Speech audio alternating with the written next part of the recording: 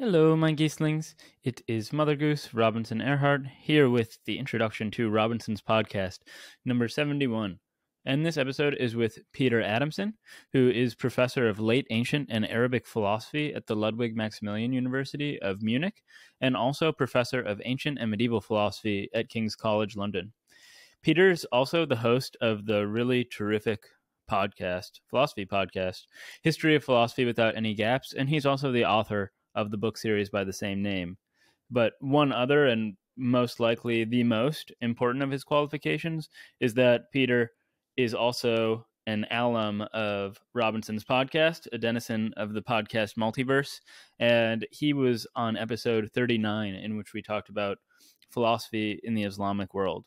This episode, however, we talk about Neoplatonism, which is a philosophical movement in late antiquity from the third, it was in its heyday from the 3rd to the 6th century CE.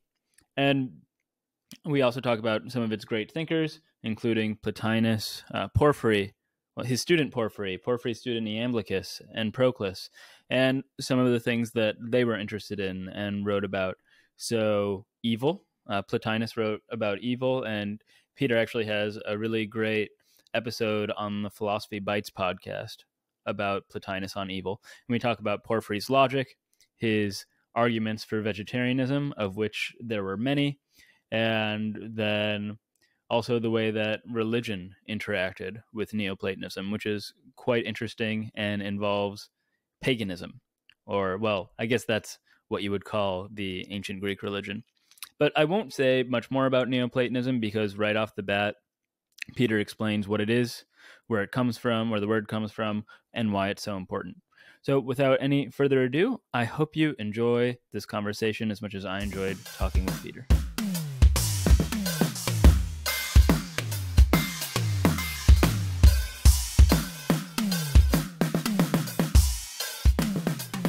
In our last episode, we talked about philosophy in the Islamic world, which you prefer, I recall now, to Islamic philosophy. And if I recall correctly, though, one of the main factors that drove you to specialize there was the fact that there was so much original work left to be done. Yeah. Because it was like a relatively underexplored topic. What then brought you to Neoplatonism? Was it a different set of concerns? It was partially that, actually. So certainly if you compare Neoplatonism to, say, Plato and Aristotle, who are the two main sources of Neoplatonism, then there's a lot more text total by Neoplatonists than Plato and Aristotle. But obviously the literature, the secondary literature on Neoplatonism is dwarfed by the secondary literature on Plato and Aristotle. So that was certainly an issue. Another issue is that I kind of gravitate towards philosophy that I find surprising or even strange. So when I see philosophers, especially a lot of philosophers, and especially very influential philosophers, saying things that seem kind of weird, I just want to know why.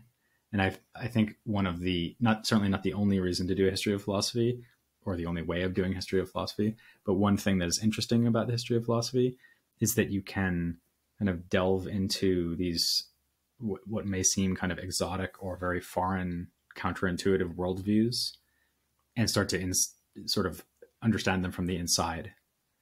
And Neoplatonism offers a great opportunity to do that because it is very systematic and it's very much a worldview that kind of hangs together. Everything connects to everything else in Neoplatonism.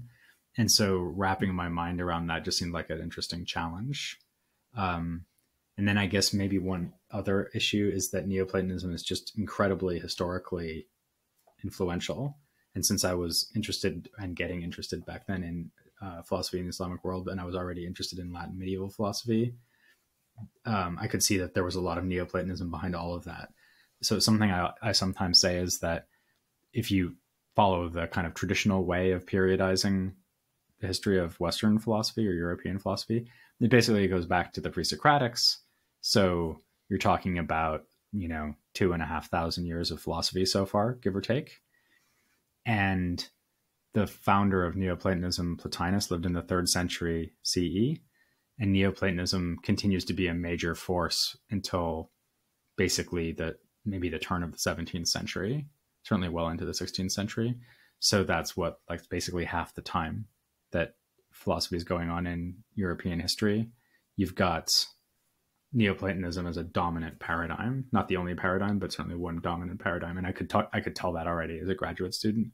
So I just thought, if I want to have a really broad general understanding of the history of philosophy, I should know something about Neoplatonism. And the more I looked into it, the more fascinating I found it.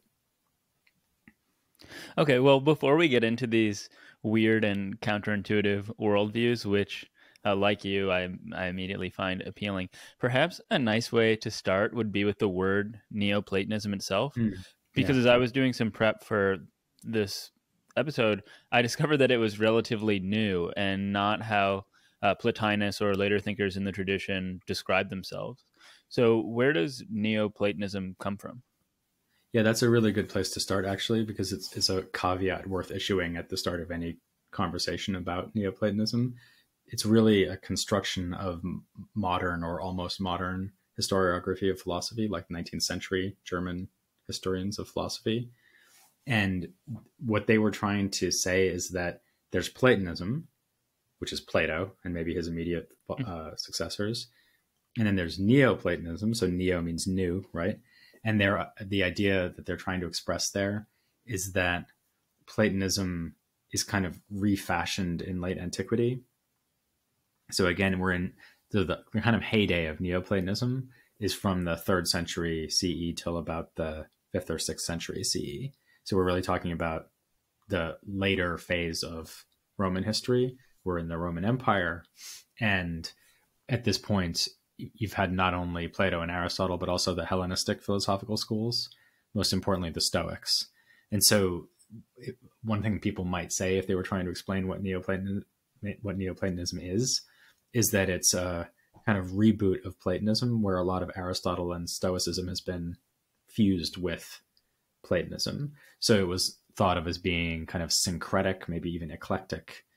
And from some points of view, this could all seem to be kind of an insult, right? So it's like a kind of late antique bastardization of Platonism. Mm-hmm. And for this reason, some modern day scholars actually resist the term. So a prominent example would be Lloyd Gerson at the University of Toronto. He actually edited a major reference work on late ancient philosophy where the contributors were banned from using the term Neoplatonism. So it doesn't appear throughout the entire book, and it's a very, very long book. So, and his argument would be, first of all, that these people, as you just said, did not call themselves Neoplatonists. They called themselves Platonists. They thought they were successors of Plato, and then he would add that they had good reasons for claiming to be successors of Plato, like they were genuinely drawing on stuff that's really there in Plato. They weren't just making it all up. And in some ways, you might even say that late ancient Neoplatonists hold on to some themes in Plato better than modern day analytically inclined readings of Plato do. For example, Plato seems to have been really interested in how the ideas about the Greek gods that you find in Homer and Hesiod could be accepted or recuperated or corrected from a philosophical point of view. And the Neoplatonists, especially later on, were very interested in that. They were also very into the idea of like higher orders of reality, which you might think is just a kind of core commitment of Platonism. They were very committed to the immortality of the soul, which is a clear commitment of Plato as well, if you think about the Phaedo, for example. And so a lot of the features of Plato that are pretty clearly there in the dialogues, but aren't so popular now, were really embraced by the so-called Neoplatonists.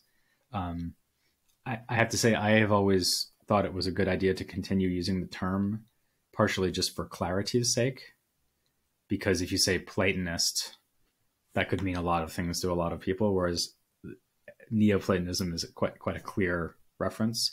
And if you replace Neoplatonism with a phrase like late ancient Platonism, then you have a serious problem, which maybe wouldn't be a problem for Lloyd Gerson so much, but would be a big problem for me, which is that I want to talk about Neoplatonism in the Islamic world, or medieval Latin Neoplatonism, or Renaissance Neoplatonism.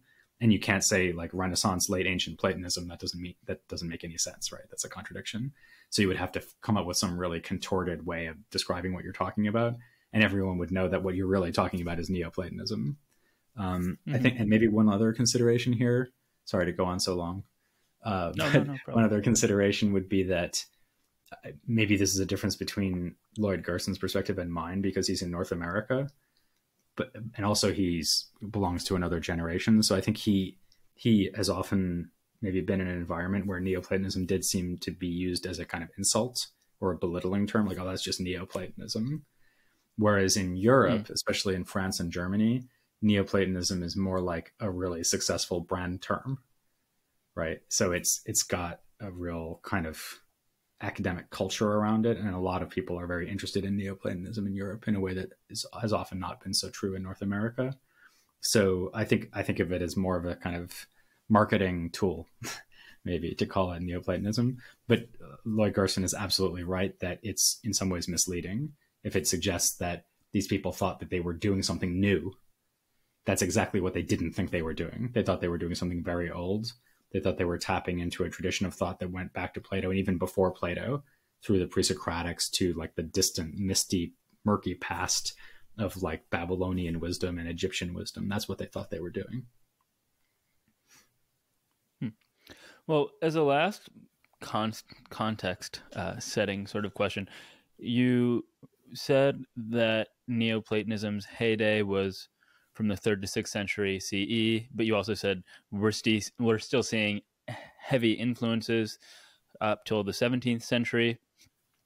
But just where was it centered? Because I know Plotinus, who was the founder of Neoplatonism, was Egyptian, and then you also mentioned Islamic Neoplatonism and Renaissance Neoplatonism. So just where is the movement centered? Or is it just very spread out? Geographically, you mean? Yeah, that's a good question too. So you're right, Plotinus is Egyptian, and he studied in Alexandria, but he then moved to Rome, and that's where he sets up his school, and he wrote all of his works in Rome.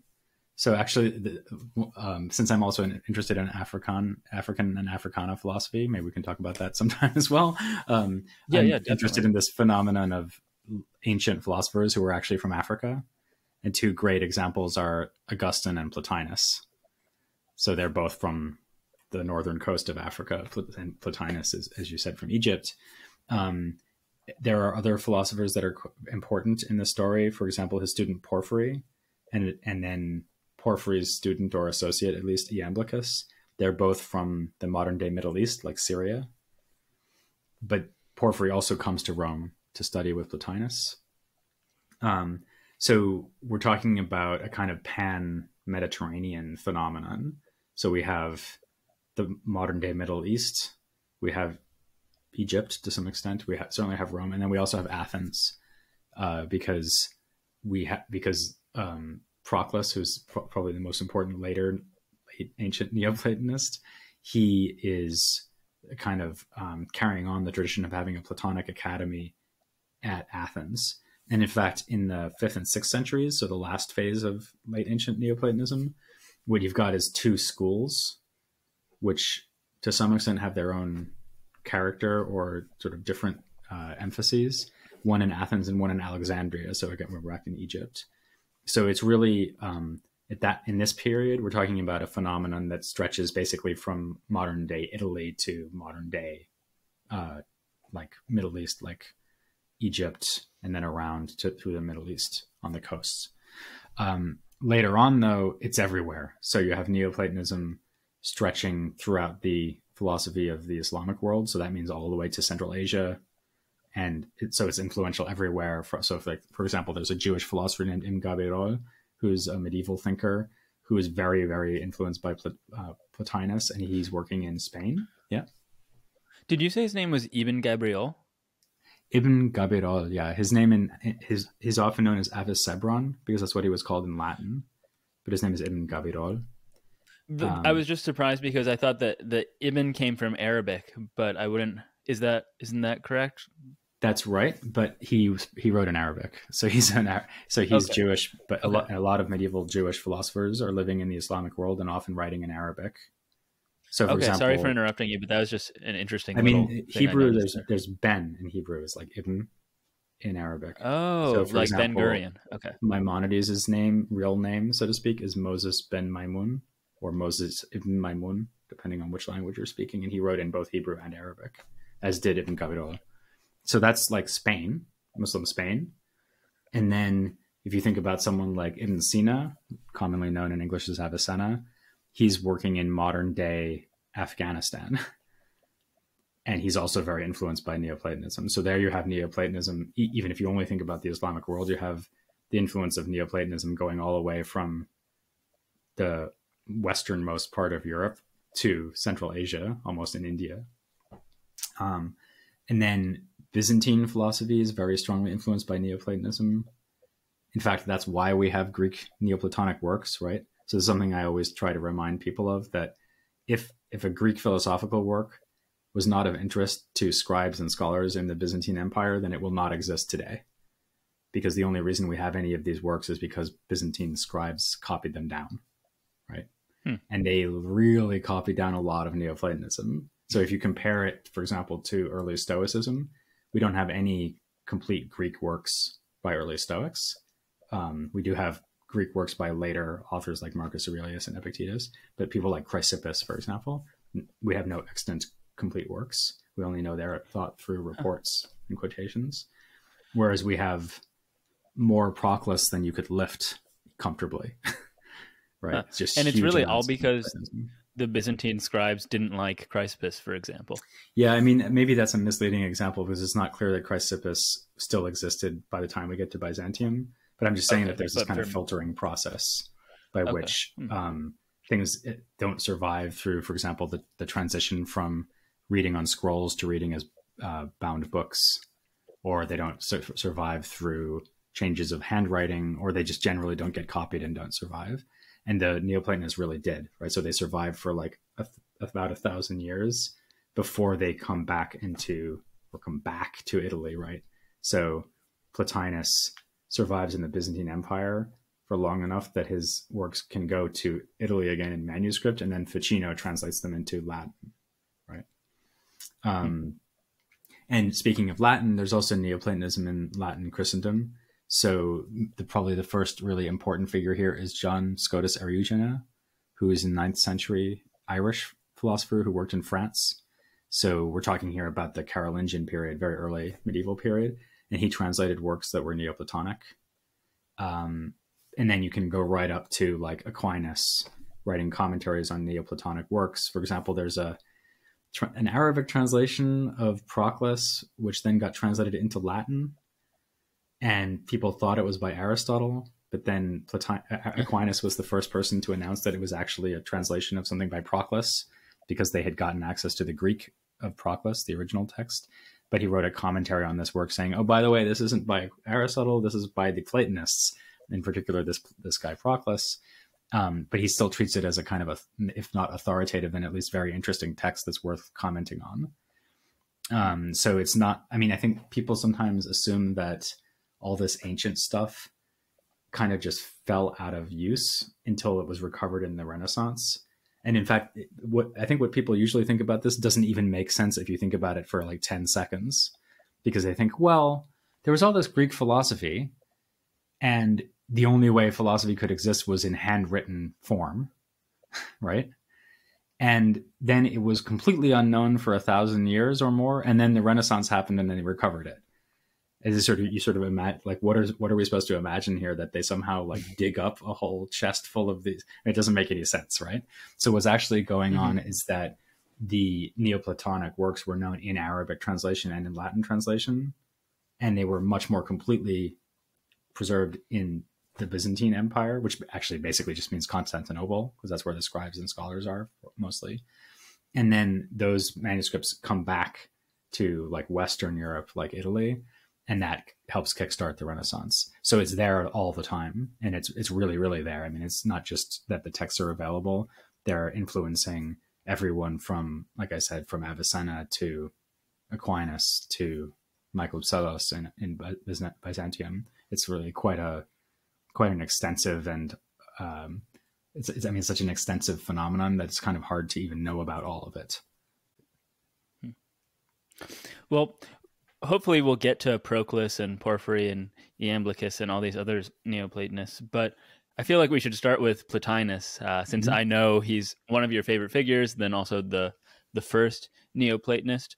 But is he up there with Avicenna, Ibn Sina, who I know is on your list of all-time greats? Yeah, I mean, certainly if you think about it just in terms of historical influence, then for all the reasons I've just been explaining, the answer is definitely yes. And I think Yeah. he's also important and wonderful for a couple of other reasons. One is that he does have this incredibly systematic mind, which allows him to combine all of these different strands of ancient philosophy. So basically what he does is he takes ideas from Aristotle and Stoicism and integrates them into a highly metaphysical reading of Plato's dialogues, which had already been kind of propagated before him in so-called Middle Platonism, which is a whole other story, but it's not like he's the first Platonist since Plato. So there's been kind of a revival of Platonism in the previous, say, 200 years, or even more than that, arguably even back to the first century BC. But he takes that kind of revival of Platonism and says, okay, but we're going to also use ideas from Aristotle's works. His student Porphyry says the entirety of Aristotle's metaphysics is contained in the works of Plotinus, and also Stoic ideas about things like providence. So he takes that all together, but it's not just a kind of mishmash of things that don't fit. He's really thought about how it could all fit together in a kind of systematic way. So that's really impressive. But what's even more impressive is that when he writes about all this, it doesn't feel like he's trying to take disparate elements and smush them together. That sounds like a kind of maybe scholastic enterprise, or, a kind of patchwork. But actually he writes in this very sort of natural, organic, I would say maybe dialectical way, where he'll start out by raising a question. It seems like these might have been questions that came up in the school where he was teaching. And he'll say, okay, well, here's a question. How does the soul relate to the body? Well, let's kind of think about some cases, like when you feel pain, or when you see something. And let's compare that to something like having a thought. So the soul seems to be responsible for all of these kind of phenomena, but they seem very different. And he starts kind of weaving his way through a set of examples and objections and problems, often to the extent that you're not even quite sure what he's trying to say by the end of the treatise, because he has this kind of meandering, but also very engaging writing style. So you almost feel like you're with him while he's thinking. It's like you're accompanying him through a kind of natural thought process. And this might actually be partially because of the way he wrote. So Porphyry, who was his student and editor, tells us that Plotinus's eyesight was very bad. So whenever we're reading him, it's kind of a first draft, because he was barely able to like reread what he'd written and fix it. There's actually a nice story. Porphyry wrote a life of Plotinus, which has a wealth of wonderful anecdotes about him. And one of the anecdotes is that someone writes to Porphyry and says, well, I need a better copy of the works of Plotinus than the one I have, because mine is full of mistakes. And Porphyry writes back and says, no, that's right. That's how it's supposed to be. Because it's so kind of unedited. But I think the kind of immediacy and obvious thought process that's going on in the text is very appealing, and actually is very unlike what you get in later Neoplatonism. So reading him is, in a way, it is almost like a compromise between reading Plato and reading Aristotle. So it can be technical, but it's like you feel a voice there, like you would with Plato. Well, despite this lack of editing, as you've said a few times already, he was a very systematic thinker. And maybe we should start with his metaphysics. And I see that his metaphysics, there were three basic principles. The one, which you've referred to as absolutely transcendent, and I'm curious about what that means. And then intellect and soul. So what are these three principles, and how do they work? Right. I know that's a big question. So now, we're now really getting down to the core of it. Yeah. So maybe the first thing to say is that one of the most distinctive things about Neoplatonism generally is not just what are the principles, but the idea of having a hierarchy of principles. And that's something, so that's actually one reason why Neoplatonism is so influential. So you even see it in things like I was just reading something about, for my podcast, I was just reading something about 16th century debates about how the church should be organized in England. And in the literature, they say, okay, well, there's this fundamentally Neoplatonic idea that you get in the Anglican church, because there should be like bishops and then lower level priests, and the authority should kind of flow down through through the system, with maybe the king at the top as the head of the church, so that the king would almost be like God or the one at the top of this hierarchy, and his authority would sort of flow down. Or you could have a kind of anti-Neoplatonic position, which would be the Presbyterians and Puritans who just want to have no church hierarchy. So obviously we don't need to get into that, but that's a good example of how far-reaching this idea is. So whenever you have a kind of top-down hierarchy where causation or power or anything like that flows from higher, more unified, more simple principles to a kind of more dispersed multiple level, that's kind of the core idea of Neoplatonism. So Neoplatonism is always about. And was levels. It original in Neoplatonism? It's. I mean, it was there in Middle Platonism, for sure. Okay. And it's. You could argue is there in Plato, right? So forms. So you think about like the form of giraffes relative to many giraffes. So you've got one form as causally prior to the many giraffes, giving the nature of giraffehood to each of the giraffes. So in a way, it's that idea, but expanded to a view of the universe, right? Where everything is understood in that way. So everything from the relationship between the soul and the body to the relationship between God and the world. So that's the general tenor of a Neoplatonic system. So within that, Plotinus has a relatively simple system, actually. So it gets much more complicated as we go along into later Neoplatonists. So his system is, as you said, that there are three basic principles followed by the physical, natural world that we live in. So at the top, we have the one. And if you want, you can think of that as God. Although it might be better to think of the one as a first God. And the one is completely simple, as the name implies. So it's characterized only by unity. And the reason why the one is transcendent is that features like thinking and language, according to Plotinus, always introduce some level of multiplicity, right? So you can even think of something as simple as the fact that if you predicate a predicate of a subject, that you've got two things, the predicate and the subject. So immediately you have the suspicion that you're not dealing with a pure unity anymore. Or if you think about, as a more Plotinian example, if you think about a mind grasping an object, like a mind and the object of its thought, that would be two things, not one thing. So the one doesn't think. Okay, so for these reasons, namely that he thinks that the one cannot think, and it's kind of beyond description of all kinds, he says that the one cannot be an intellect, and that intellect should therefore be the next principle down. And you might wonder, well, why intellect? So why do we have the one and then intellect? And then maybe there's a good historical explanation for this, which is that in actual, the first principle is intellect, right? His God is an intellect. And it's commonly assumed by a lot of ancient philosophers that there should be some kind of divine principle, which is a mind or has a mind. So the Stoic God has a mind. Aristotle's God has a mind. In Plato, there's a kind of divine craftsman who makes the universe, who seems to have a mind, or be a mind, perhaps. So this is maybe a kind of general assumption that you find in a lot of ancient philosophy that he's happy to go along with. But as a Platonist, he also likes the idea that this principle could be a mind, because then the ideas in this mind, or the thoughts in this mind, would be the Platonic form.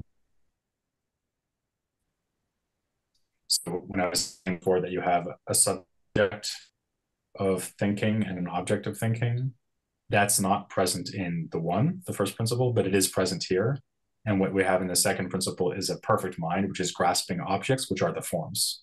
So like the form of giraffe or the form of numbers or whatever it would be, those are all there in nous, or the nous is just Greek for intellect. So they're all there in the intellect. So far we've got the one and we've got intellect. And now we've already got quite a lot on the table, right? So we've got a highest transcendent God. We've got another God, because you can think of the intellect as being another divinity. But this second God is thinking and is responsible for like the causation of reality in our natural world. But then he thinks you can't go straight to the natural world because you have to account for life and motion and other phenomena like that, change, which is why we have the soul. So the soul is between intellect and the physical world. And the soul is something we have a lot of acquaintance with because we have souls, or we are souls actually. But there's also a kind of universal soul, which is the soul of the entire world, the so-called world soul, that also he takes from Plato. And this is the animating force behind the universe. It also mediates between the intellect and the physical universe by kind of taking the forms that are present in the intellect and bestowing them upon the material world. So obviously there's a lot more to say about all that, but in a nutshell, that's why we have that version of the system. So as I said, the general picture is we're going to have a hierarchy with more unified, perfect principles at the top and less perfect, less unified phenomena below. And then you can spell that out however you want. So later on, a lot of philosophers who are influenced by Neoplatonism think that the first principle is God, like because they're Christians or Muslims or Jews. So they say that the Abrahamic God is this perfect first God, but they kind of put together the idea of the one and the idea of the intellect. So they have an intellective first principle, which is a thinking God, which Plotinus thought wasn't correct, because as I say, he wants to have a purely simple first principle above thinking. So that's kind of a feature of his system that you could take or leave. You even have other Neoplatonists who think that his one isn't transcendent enough. So there's a later Neoplatonist named Damascius who says, well, beyond the one, which is a perfect principle of unity, there must be a principle about which we can say nothing at all. We can't even say that it's one. And that would be what he calls the ineffable. So something that just is completely ungraspable and unspeakable because it's so high that it's beyond our ability to say anything about it. All we can do is postulate it as a kind of empty presence beyond even the one.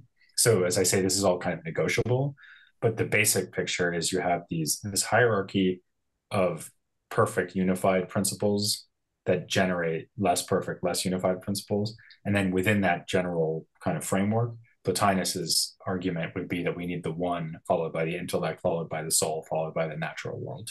So that's his picture. So you mentioned this later interaction with Jewish, Christian, and Islamic philosophers, but Plotinus was around in the 3rd century CE. Mm-hmm. And I'm curious about the terminology or the actual words that he used when did he use a word for God when he was writing? Yeah, and, theos is Greek. Yeah. What is it? Theos. So, Theos? Okay. or hot And theos, like with hot is the definite article. So like the God yeah. would be a way of designating God, right? Mm-hmm. Just like actually in Arabic, Allah, actually, if you'll permit me a quick digression. Please.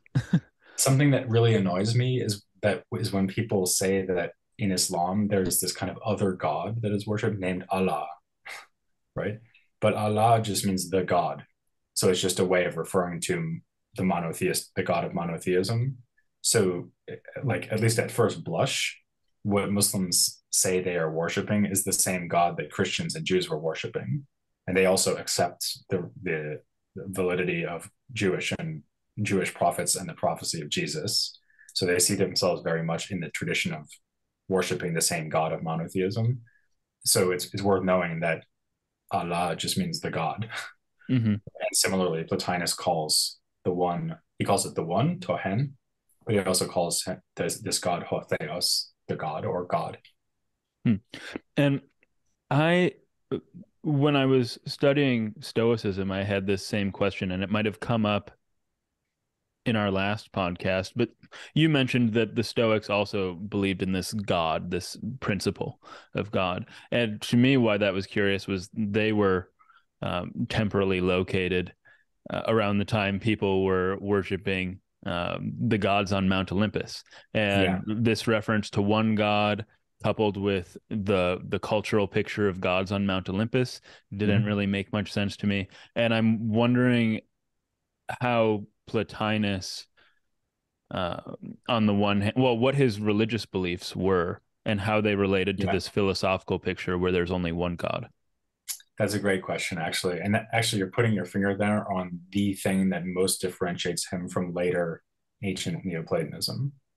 So Plotinus is very like the Stoics in that neither he nor the Stoics would come right out and say that traditional beliefs about the gods are false, but they always interpret them in some way that kind of eliminates the impression that we have this polytheistic kind of family of distinct entities. So, for example, he has a treatise about Eros, the god of love, where he basically just explains Eros as a feature of the hierarchy. So it's like the intermediating principle between soul and intellect is for him Eros. So it's the tendency of the soul to strive to grasp or desire, you could say, the intellect. That for him is Eros. So there's not like some sort of divine person running around making people fall in love, as in our kind of cliche idea about how the Greek gods work. By contrast, in later Neoplatonism, like Proclus, it actually starts with Iamblichus, the Syrian philosopher I mentioned before. You have something going on in the historical context, which produces a change in the way that they sort of see the relationship between religion and Platonism. And the thing that's changed is the rise of Christianity. So Plotinus is actually really interesting. You can really see the difference between Plotinus and Porphyry. Porphyry wrote about Christianity and was heavily critical of the Christians. Plotinus is critical of a Christian group called the Gnostics, but he's not reacting to Christianity as a kind of like significant cultural force that's already starting to sweep across the empire. We only start to see that happen with Porphyry, who of course is a generation later. And by the time of Proclus, let's say, Christianity has already become politically dominant. So we've had Christian emperors and so on. So that actually things change a lot very quickly in the 200 years between like when Plotinus gets going and when we get to someone like Proclus. By the time we get even later, like the School of Alexandria, we have pagan Platonists having to cut deals with the local Christian authorities to be allowed to keep their schools open, right? So the Christians rise in power exactly in the period where Neoplatonism is developing. And these pagans react by putting much more emphasis on traditional Greek religion. Whereas Plotinus had put very little emphasis on that and tends to kind of interpret the gods away a little bit without actually rejecting them. What you see in the work of someone like Iamblichus or Proclus is that they make their hierarchy much more complicated with more principles. And there's various complicated ways they have of doing that. But I think all that we need to know is that where you would have like just the intellect for Plotinus, you might have dozens of gods which partake of an intellective nature in Proclus.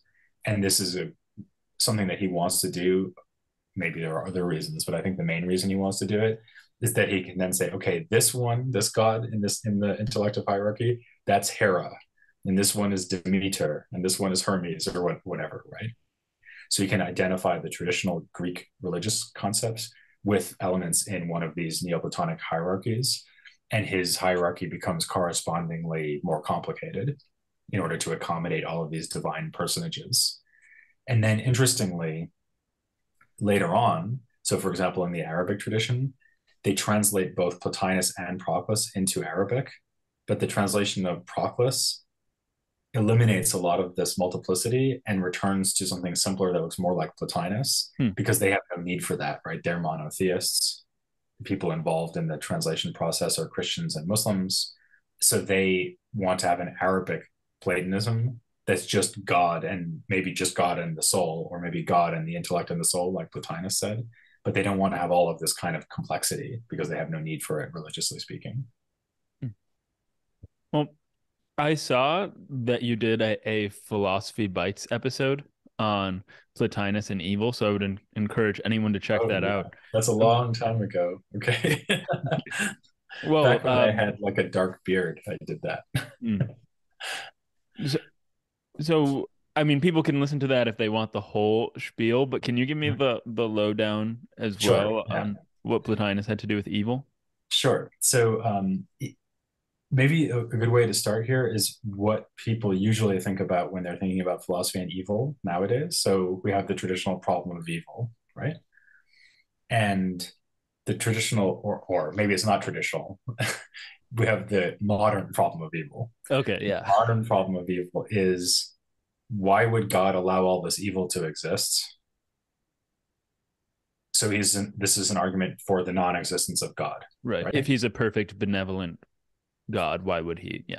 Yeah, he would never have allowed all this suffering and evil and blah blah blah. And so that gives us good reason to think that it either proves that God doesn't exist, or it gives us very good evidence that he doesn't exist. Okay, so that's not Plotinus's problem. It has not occurred to Plotinus or anyone in this tradition we're talking about that someone might want to deny the existence of God. That's not the issue. That's really not on the table. I mean, there may be ancient atheists, but usually in ancient philosophy, atheist is used as an insult. No, And it's used as an insult you're a for godless people who have person. the wrong ideas about the gods, like the Epicureans. But no one's saying, oh, well, because there's evil, God doesn't exist, right? That's not a problem that Plotinus would have been confronted with. Okay. So what he's confronted with is really a problem about explanation.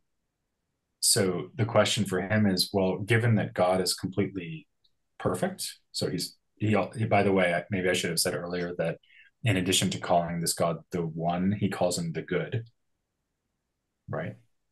So for him, unity and goodness are completely overlapping, which kind of goes along with what I was saying before about the higher principles being more perfect and more unified, right? So perfection for him is about unity and vice versa.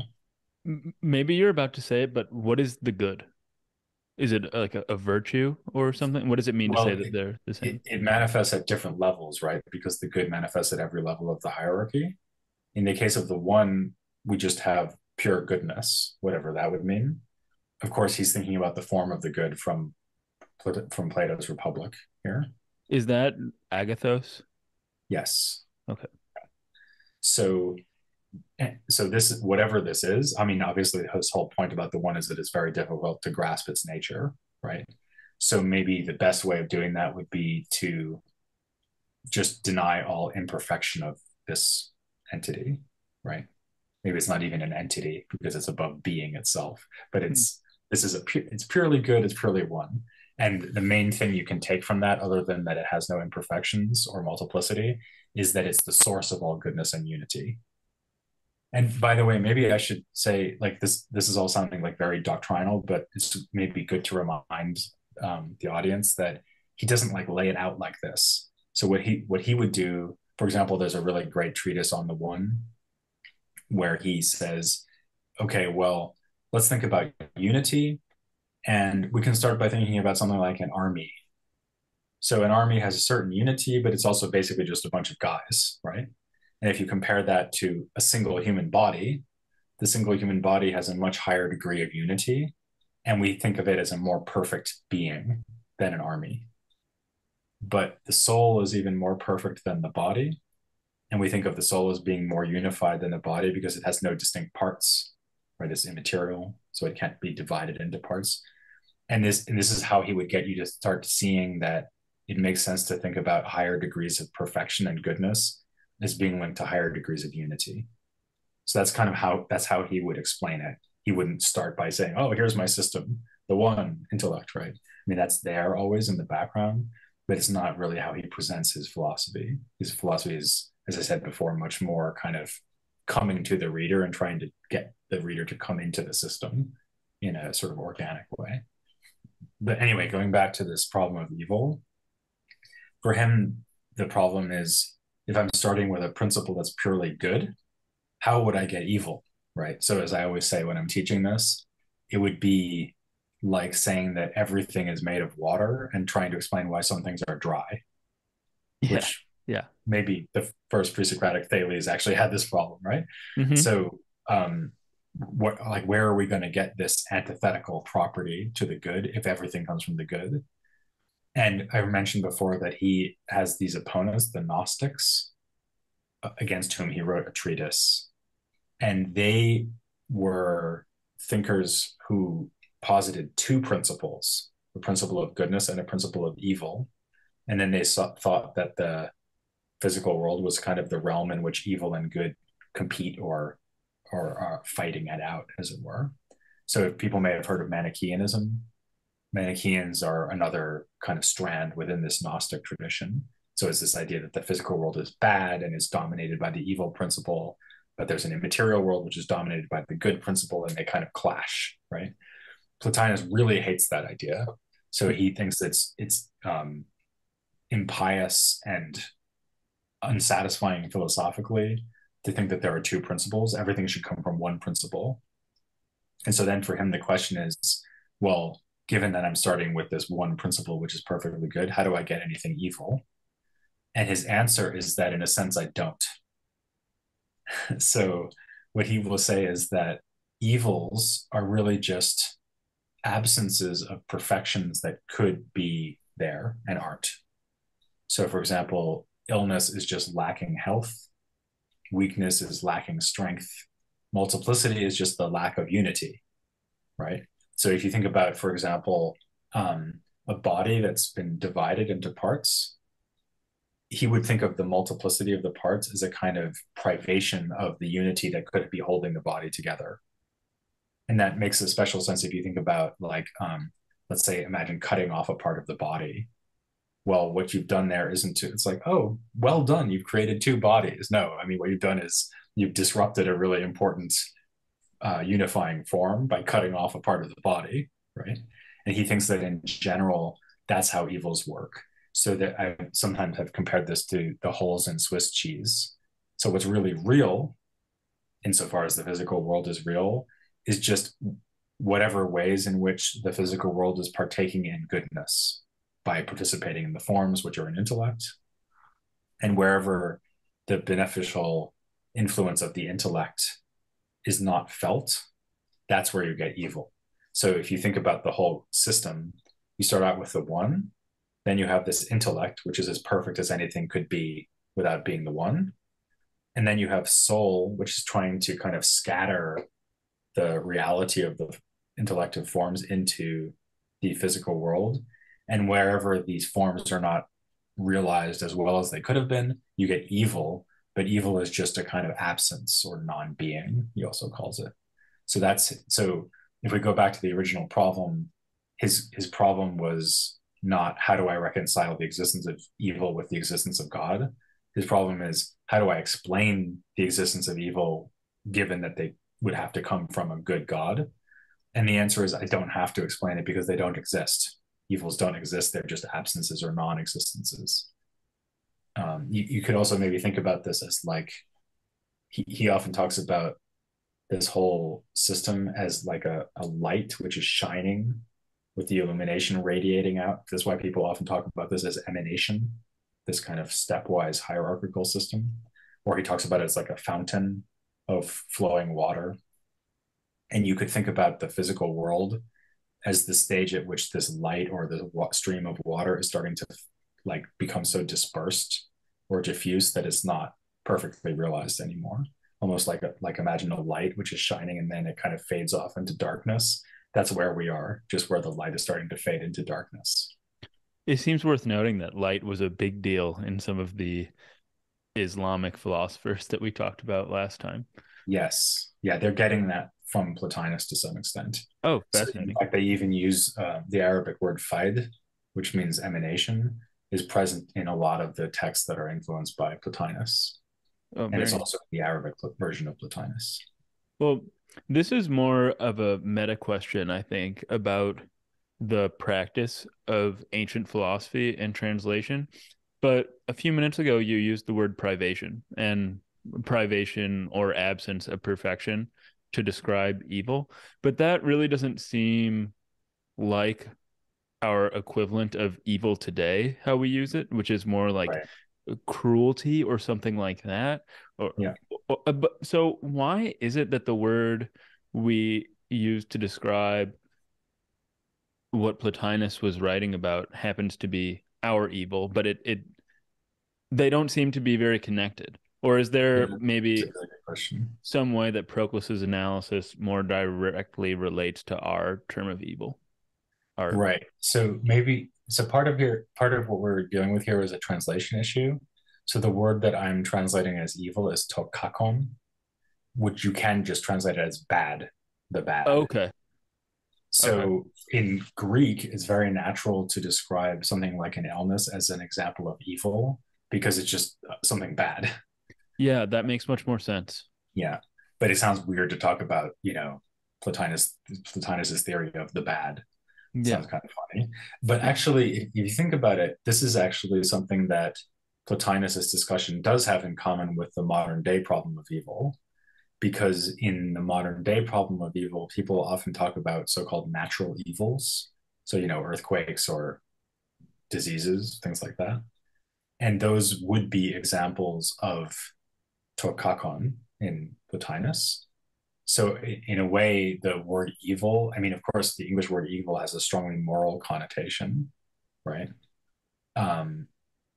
But what we're worried about in both versions of the problem of evil is anything that we kind of wish was different, right? Now that includes moral evil, and it would for Plotinus as well. So like a vice such as, I don't know, being violent or being dishonest, he would still understand that as a kind of absence, namely an absence of virtue or an absence Yeah. of the soul's self-control or something like that. So those perfectly fall within his general description, but he would also think that it applies to something like a sick tree, right? Yeah. So if a tree is sick and dying, that for him would be just as much an example of an evil as moral failing. So it kind of covers both moral evils and what we would now call natural evils. Yeah. No, this disambiguation of evil, I think, is really helpful. And it's interesting that good in English is both the complement or opposite of bad and of evil. So yeah, and actually, I think this is really a place where, like, this is a specific problem that English speakers have that these medieval and ancient traditions don't. So in all of these, like the classical languages, the word that you're dealing with is usually good and bad, not good and evil, but not bad. right. Right. So we just need to like adjust our expectations about what the discussion is concerning.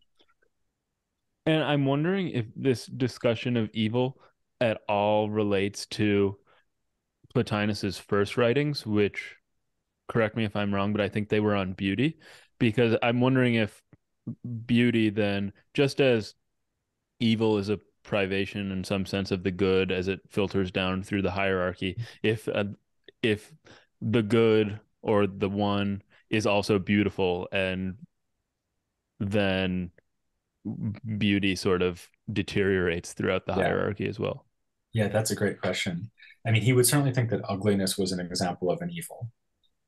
So like an ugly animal or something, or even an ugly face, a human face would be for him an example of evil, which needs explaining, right? Because, so let's take the example of an ugly person. So this is maybe not a very nice.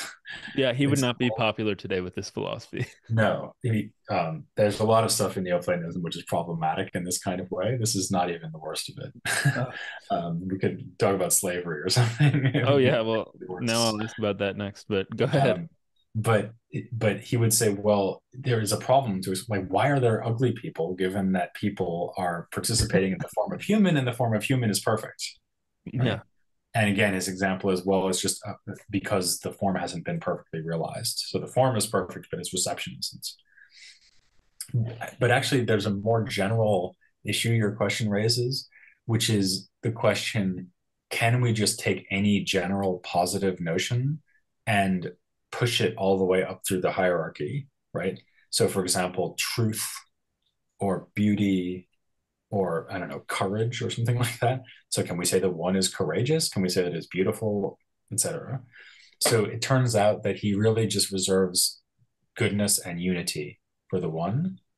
Anything else is only going to go up as far as the level of the intellect, because it would involve some kind of multiplicity. So, and beauty is a great example, because for him, beauty is about proportion, harmony, something like that. And you can't have that if you don't have multiple elements to be in harmony or be well arranged. So you have a perfect arrangement of forms in the intellect.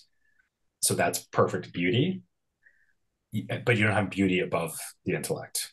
Similarly, you don't have truth above the level of the intellect, because in order to have truth, you have to have like, thinking or language or something like that that could be true. And so again, you want to have truth at the level of the one. I should title this episode Peter Adamson on the Great Plotinus and Why There Are Ugly People. Yeah, maybe not. Maybe not. Get in trouble. Yeah, I'm kidding.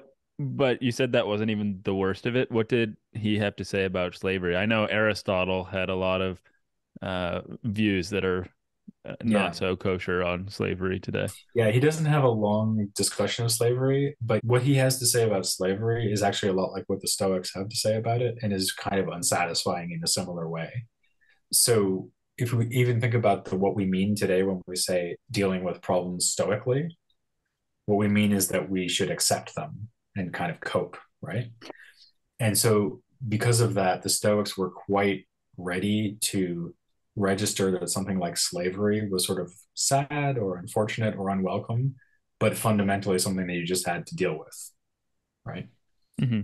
And maybe you could even say that there's a certain degree of quietism, like, in other words, politically not doing anything in Stoicism, because you're so busy accepting how bad things are all the time that you're not doing anything about it. Now, that's a bit of a caricature, actually. So, there's a counterbalancing issue, which is that the Stoics think it's very important to be virtuous. And the demands of virtue might be that you fight for your city, or that you right wrongs, or commit justice instead of injustice, and so on. So there's a kind of balance there between the Stoic idea of being actively morally virtuous and the idea of just kind of saying, well, when I can't do anything about it, then I should just accept it. And slavery really falls in the second category for most of the Stoics, which is interesting because actually one of the most important Stoics was Epictetus, and he was a slave who was then freed, right? And when he's talking to his students, he often calls them slaves, because he's saying they're enslaved to their ignorance or their desires or something, right? In a way, like from our point of view, even the kind of relaxed way that ancient philosophers are willing to talk about slaves in a metaphorical way, like being enslaved to your desires, that's actually pretty offensive in a society where there are lots of real slaves, right? Yeah. Like that's real slavery, right? Yeah. But the Stoics and then Plotinus, they kind of think of slavery as just a kind of unfortunate feature of the world, which is not going anywhere. Like they didn't have any reason to think slavery could ever be abolished, right? It had always been there in Roman society. And when Plotinus mentions slavery, which is not often, it's usually in that context. So, for example, he says, well, if you're enslaved, then you just have to kind of accept that that's part of providence. And even worse, he says, if you think you can't deal with your situation, there is still a way out. In other words, you could kill yourself, right? Yeah. Oof. Again, a good Stoic idea, right? Think of like Seneca and other Stoics who committed suicide, right? Or Cato, one of the most famous kind of paradigm virtuous people. Stoics are notorious for thinking that under certain circumstances it's okay to kill yourself. And that goes together with this idea that sometimes you have to think, well, maybe Providence has kind of just designed things such that my life is going to be kind of horrible, except for the fact that at least I'm virtuous, right?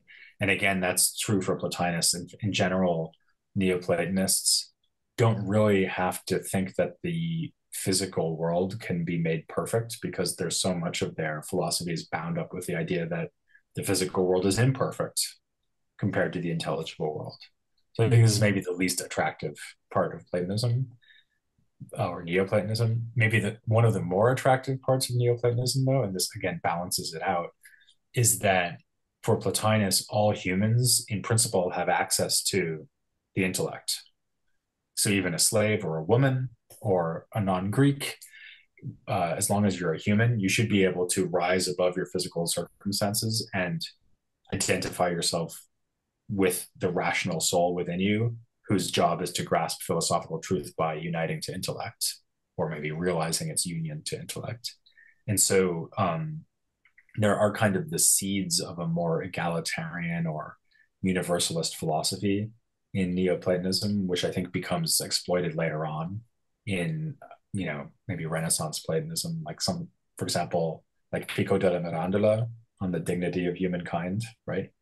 That's the same idea, because in every human is this divine principle. And if we could just kind of discover it, then that would be to achieve happiness and perfection. And they think that all humans could do that in principle. So let's move on then to the later Neoplatonists. And you mentioned earlier, Porphyry was one of Plotinus's students. Who else was Porphyry? What else do we know him for? Where did he come from as a character? He's a really fascinating figure, in part because he wrote so many different kinds of things. And actually, his output seems to have been quite vast. A lot of his works are only preserved as fragments or quotations, but then we also have a bunch of his works that are preserved. Kind of weirdly, maybe the thing he was most well known for, or definitely the thing he was most well known for in subsequent centuries, is that he wrote this tiny little introduction to Aristotelian logic. So the title is even Introduction, Esagoge in Greek. And it's only a few pages long, but it kind of gives you some of the main ideas of Aristotle's logic. And later, philosophers thought this was really handy. So when you show up at philosophy school in late antiquity, but also in Latin scholastic universities or in Arabic philosophical schools, the first thing they would teach you is Porphyry's Introduction to Logic. So he becomes very influential in that way. And there are a lot of commentaries written on it. It's actually one of the most commented philosophical texts in the subsequent tradition, because it gives later commentators a perfect occasion to kind of expound on the basics of Aristotelian philosophy and logic. So he writes that, and then he writes a whole bunch of other things. He writes commentaries on Aristotle. He seems to be the first Neoplatonist or Platonist to comment on Aristotle, which is really interesting. So he's really committed to the idea of integrating Aristotle with Plato, and that goes on to play a role in later Neoplatonism. But maybe the most interesting thing he wrote, in a way, carries on for what we were just talking about in terms of the soul's relationship to the physical world.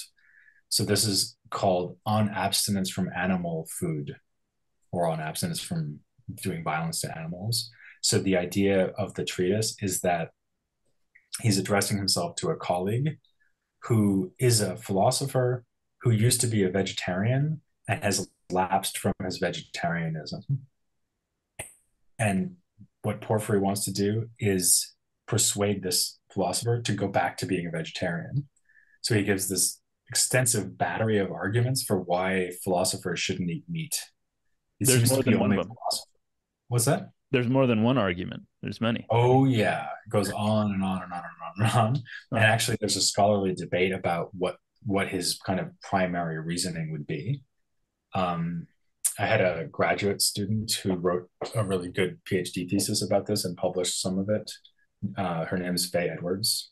And she argued that his real motivation is that physical pleasure, the pleasure you would get from meat, for example, is actually bad for philosophers because it ties the soul to the body.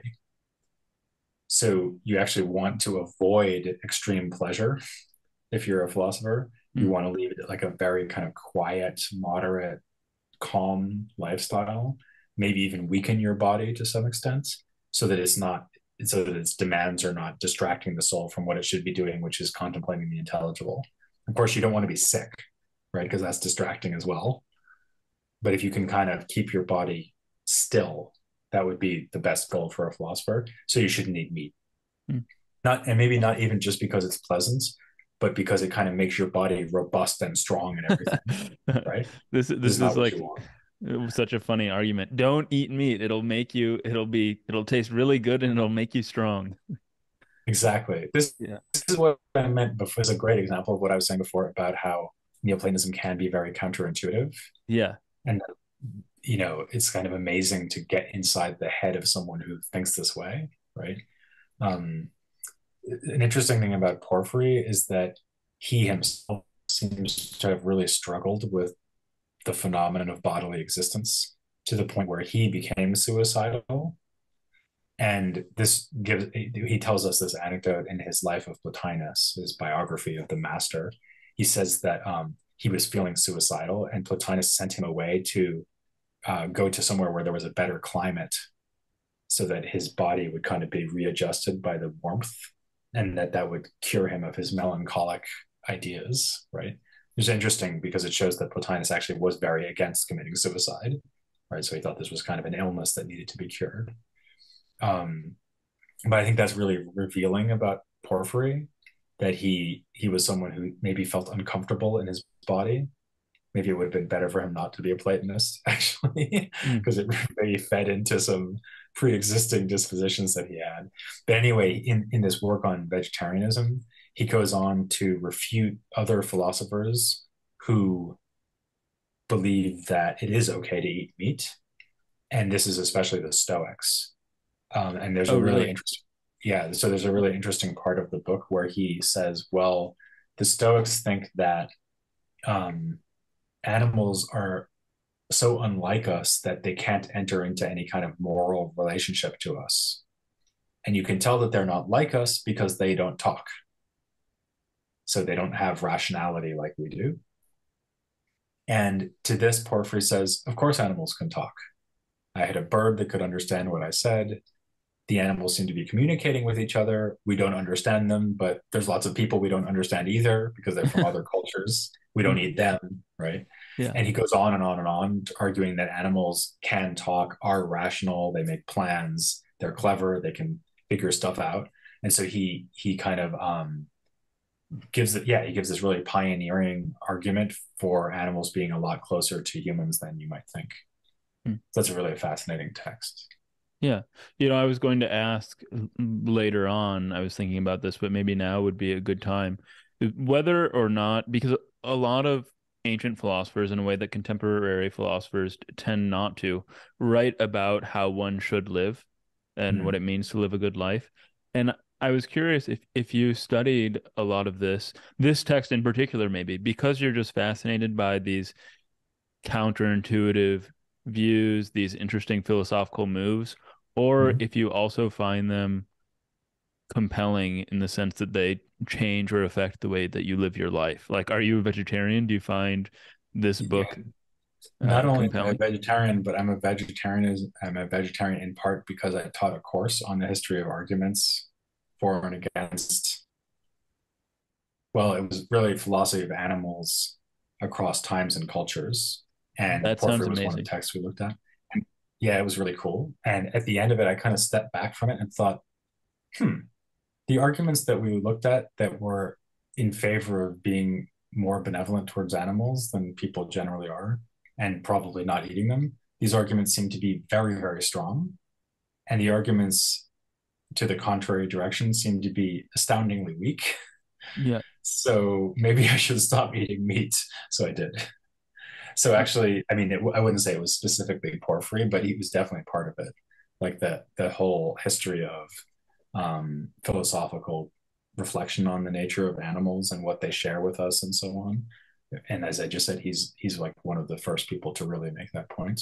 That kind of brought me around to thinking that people should be vegetarians, not just philosophers, but everybody. Yeah. This might stray a bit from Neoplatonism, but in the course of teaching this class, did you come upon any arguments that were more compelling than the Stoics in favor of eating meat? Yeah. So I think the probably I mean, this is kind of ironic because when we looked at utilitarianism and we looked especially at Peter Singer, who's a famous utilitarian nowadays, who's in favor of not eating meat, very, very strong animal liberation thinker. But actually, I think that if you are a utilitarian, you could actually generate some arguments for eating meat under certain circumstances, especially if the animals are well treated and have a good life for various reasons. So one is the animals wouldn't exist any otherwise. Yeah. Right. So I mean, it's not like if everyone stopped eating meat, we'd have all the cows and chickens and pigs we have now, but they would just die of natural causes, right? No one would ever see to it that they were produced in the first place, right? And so a utilitarian might say, well, actually, if you have like a pig that's getting more pleasure out of their life than pain and suffering, even if they have to have some quick pain at the end to be killed, if overall their life was good and they wouldn't have existed otherwise, then you should keep farming pigs. Of course, that would raise the standard for treatment of animals very high, but that would be consistent with killing them and eating Right. them. Also, there's the pleasure we get from eating them, which could go into utilitarian calculus. A utilitarian might want to consider the benefit to people who work in the meat industry. So actually, if you're a utilitarian, it becomes a very kind of tricky balancing act to figure out under what circumstances you could eat meat. Yeah. But I'm not a utilitarian, so yeah. Well, that was an excuse I couldn't use. Yeah. Well, I will get back to Neoplatonism, but I'll just respond. It's interesting that the first utilitarian argument that you mentioned is one that I guess I came up with for myself, independently of having heard this, but I decided in this case where the animals wouldn't exist without us. If I were an animal, if I know the farm and I ask myself, would you rather not live at all, or would you rather live in such and such conditions, you have a good life, and then hopefully very quickly it just ends? Yeah. I would prefer that latter case. Yeah. Right. And so that's sort of how but I only at this point, when I'm eating at home at least, get meat from the farmer's market where I've like inspected the farm. Yeah, so you have a chance of verifying that that's what the animal experienced. Yeah, so that's what I'm comfortable with at the moment. But okay, back to Neoplatonism. I have a quick question about the logic. Did Porphyry add anything compelling or interesting to the Aristotelian framework that makes it fascinating in its own right, or is it just interesting because it's another dimension at which or through which we can get at Aristotle? Right. Okay. So there's sort of two kinds of answer to that. So the introduction to logic is very brief and therefore, and also for beginners, so it's not super advanced or anything. The main thing he achieves there is to identify what later becomes known as the problem of universals. Because he says, well, when we do logic, we're dealing with a lot of universal concepts, like general ideas like giraffe or red. And then he says, well, you might wonder whether these things are real. And if they are, how are they real? And then he doesn't answer the question because he's only writing this tiny little introduction, so it would go beyond his purposes. But that passage is the most fruitful place for later discussion of the problem of universals. One of the most central kind of problems of medieval philosophy is the problem of universals. And it all goes back to that passage which they're commenting on. I would have thought that stemmed from Plato and forms. Yeah, that's a common misconception. I mean, reasonable people could disagree about this, but I'm always inclined to say that forms are not universals, or at least they're not straightforwardly universals, because they are paradigms. So they're much more like models to be imitated. And that's not what a universal is. A universal is just a general concept. Right. Also, Plato doesn't have the terminology for universals. So in Greek, universals is ta katolu. So the thing said of the whole. So universal, right, means the same thing, more or less. And Aristotle has universals, but he doesn't think that Platonic forms were supposed to be universals. He thought that they're kind of an attempt to do what his universals do, but they don't make sense because they're also particulars, because they're perfect paradigms that get imitated. So he thinks Plato is hopelessly confused, in part precisely because forms are not universal, or at least they're not only universal. They're maybe both universal and particular in a way that makes no sense. But anyway, getting back to Porphyry, he raises this question in a very nice way, which in itself is a kind of achievement. But the other thing about him is that he didn't only write that about logic. He also wrote commentaries on Aristotle's logic.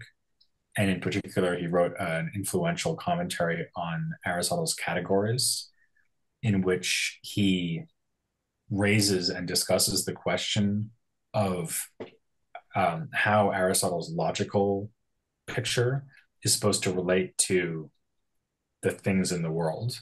So like so Aristotle has this idea of the 10 categories: substance, quality, quantity, etc. And Porphyry says, well, are these just like categories of ideas in the mind? Are they categories of words? Are they categories of things? Right. So you might almost say he's asking a question about whether this is a bit of conceptual analysis on Aristotle's part, or is it metaphysics, right? And he has this very influential answer, which is that the categories, and maybe by extension logic in general, studies words insofar as they refer to things. So it doesn't just study words, that would be like grammar. It doesn't just study things, that would be metaphysics. It studies words insofar as they relate to things, or insofar as they signify things. And that becomes a really pivotal move in the history of logic, because then later people take that as the kind of standard answer to what's going on when we do logical analysis. Well, the last thing I'll ask about Porphyry, because I would like to get a little bit of Iamblichus and Proclus, is in the history of philosophy without any gaps. You had an interview with James Wilderking about Porphyry's work on embryology. Yeah, right. So what's the gist there? Yeah, I mean, he'd be a much better person to ask about that than me because he's worked on it a lot. But actually, there's a lot of issues that arise there. So one thing, just in general, is so far we've had this picture of the Neoplatonists probably as very kind of otherworldly figures who are interested in intelligible reality and so on, which isn't wrong. But they were also interested in science and especially medicine. So some of the Neoplatonists wrote about medicine, and actually this would be an example because embryology is basically a branch of medicine, ancient medicine. And so he's drawing on the medical tradition to talk about the formation of the embryo, but he's also interested in how that relates to the metaphysical picture that we've been discussing. So he's interested in things like, how does the soul come to be attached to the body? Like at what stage does it happen, for example? Like when does the rational soul come to be in the fetus? Or he's interested in questions about how Platonic ideas about reincarnation or fate or astrology relate to the formation of the fetus, right? So one idea he has is that the soul is already existing before the fetus is formed. So it kind of arrives, and the moment of its arrival has something to do with its later fate, right? So if an astrologer is taking a horoscope of the baby when it's born, what are they doing? Like, how are they predicting its future? And Porphyry is at least makes some moves in the direction of saying, well, maybe the idea is that the moment of birth is chosen by the soul and that hangs together with their future life, something like that. So there's a lot of stuff going on. It's again a pretty short work, but there's a lot of stuff in there. There's astrology, there's physics, there's medicine, there's psychology. This is really interesting work. But Wilberting's really the expert on that. Well, maybe just briefly, we'll touch on some major points of Iamblichus and Proclus before we finish. So, beyond being a Porphyry student and continuing Plotinus's noble lineage, just who was Iamblichus? Yeah, Iamblichus, I think, is a really important figure and one who's probably underestimated in the sense that people just kind of think of him as like one of these later Neoplatonists who threatened to become kind of indistinguishable from each other. So there's all these guys commenting on Plato and Aristotle and talking about pagan gods, and it's all kind of confusing who's who. But I think Iamblichus is really worth knowing about because he's the one who makes that move first. So he says, look, Platonism is a religion, and it is pagan religion understood philosophically. So it's the counterweight to Christianity. And just what pagan gods did he have in mind? Because pagan, I gather, can refer to all sorts of different religious beliefs. Well, he certainly includes the standard pantheon of Greek gods. Yeah, so I wouldn't think of that as pagan. Yeah, I mean, pagan here, I'm using the word pagan here. Maybe that's not the best word to use. Maybe traditional Greek religion would be better. So pagan is what the Christians call this. right? Mm-hmm. And again, Yeah. it's kind of an insult to like Right. atheist. But it's if the word paganism calls to mind like praying to rivers and trees, that's not Yeah. what we're talking about. Okay. So Yeah. we're talking about polytheism, traditional Greek religion. Okay, but this goes back to something I mentioned right at the start, that they also think of Platonism as tapping into this long-standing tradition of wisdom that goes right back to the Babylonians and the Egyptians and so on. And so in this later phase of Neoplatonism, they would also recognize like the Egyptian gods potentially as being kind of versions of the Greek gods, or maybe additional gods. They're very comfortable with the idea that there are many, many divinities because there are many, many features of their metaphysical hierarchy. And probably the most important, or at least most interesting surviving work by Iamblichus that kind of fits into this story is called On Mysteries. And it again has to do with Porphyry. So Porphyry seems to have been, like Plotinus, inclined to be skeptical about the religious aspects of traditional Greek religion. So he was very rationalizing. That actually comes out in the work on vegetarianism, because he said he raises one of the objections he spends a lot of time on is that you're supposed to sacrifice animals to the gods, and if we're avoiding violence to animals, we can't do that. And then he goes into this long argument that the gods don't want animal sacrifice, and that, by the way, if you did sacrifice them, you still don't have to eat them. And so he discusses that at great length. That's an example of him pushing back against traditional Greek religious ideas. But an even better example is this work he wrote, which was basically a kind of list of questions, skeptical questions about Greek religious practices.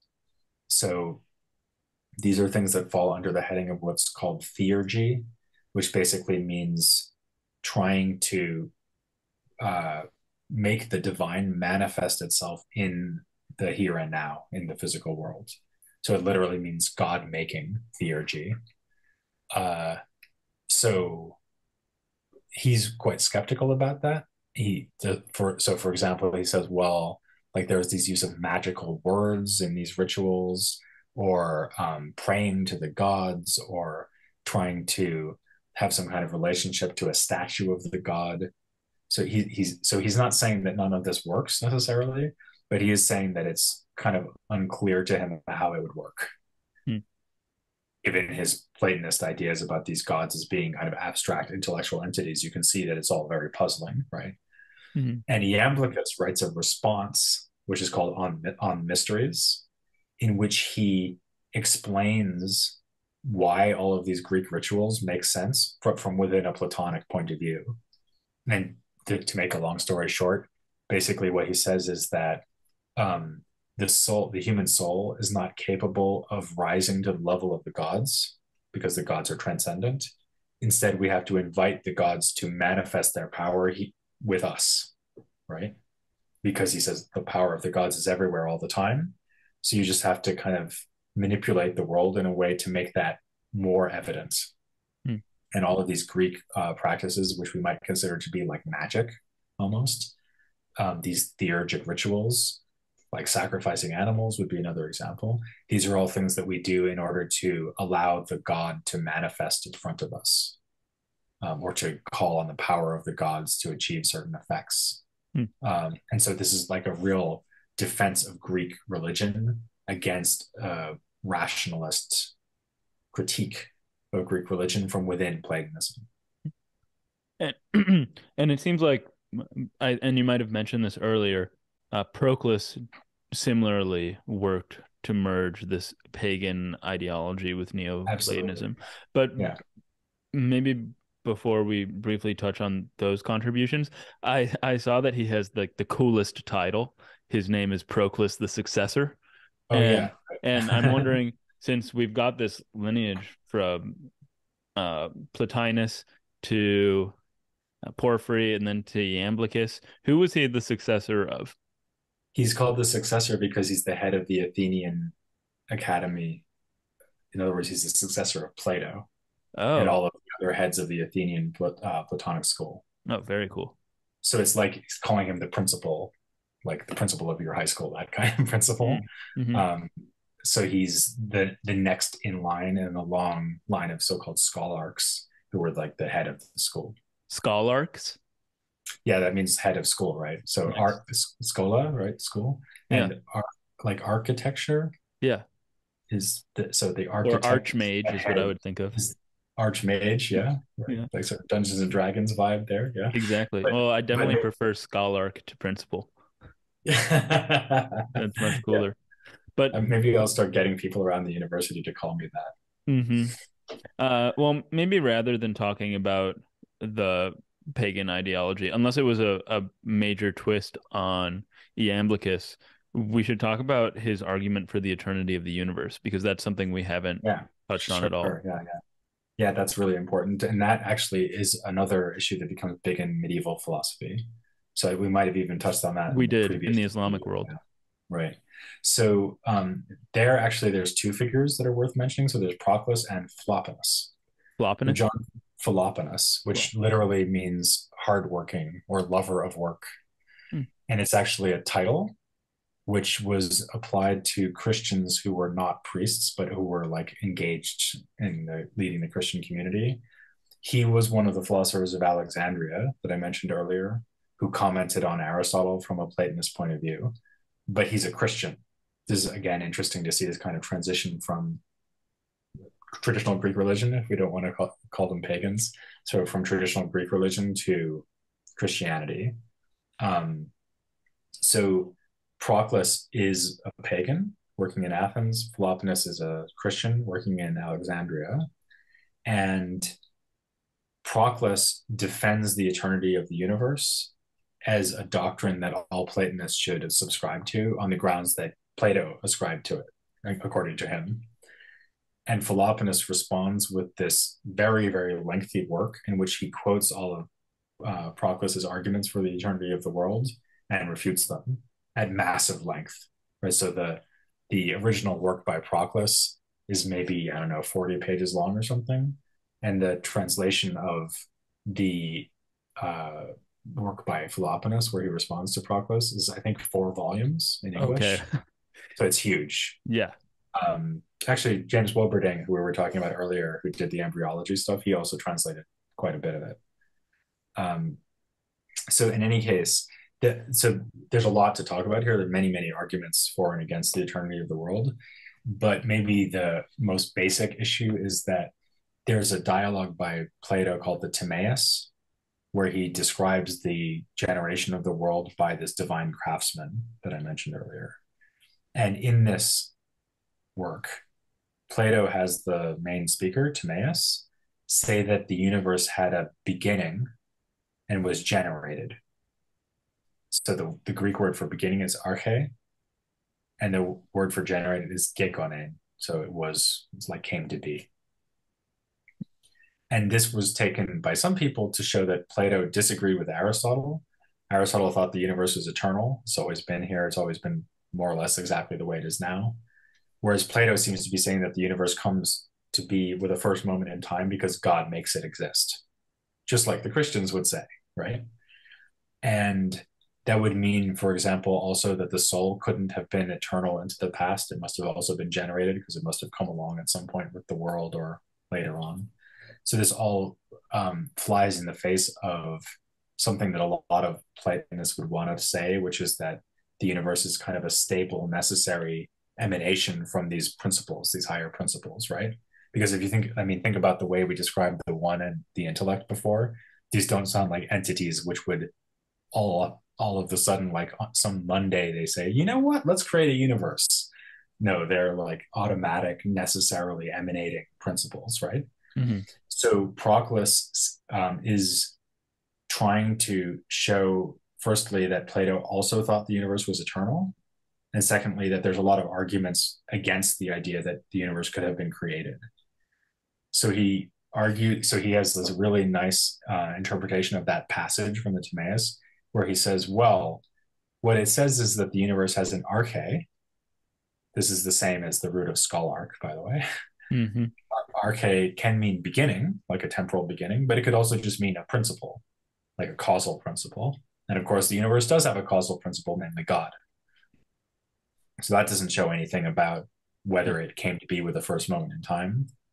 Timaeus also says that the universe is generated, but that could just mean that it's always being generated, like it's coming to be and it's changing, in contrast to the intelligible world where like the forms are always the same and therefore are not in generation.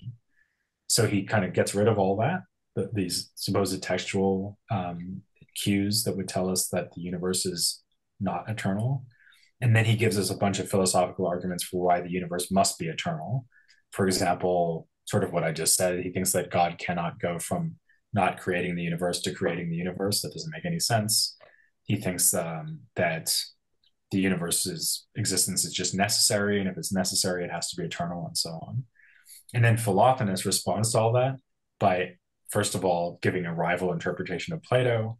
And second of all, he argues that it's impossible for the universe already to have existed for an infinity of time.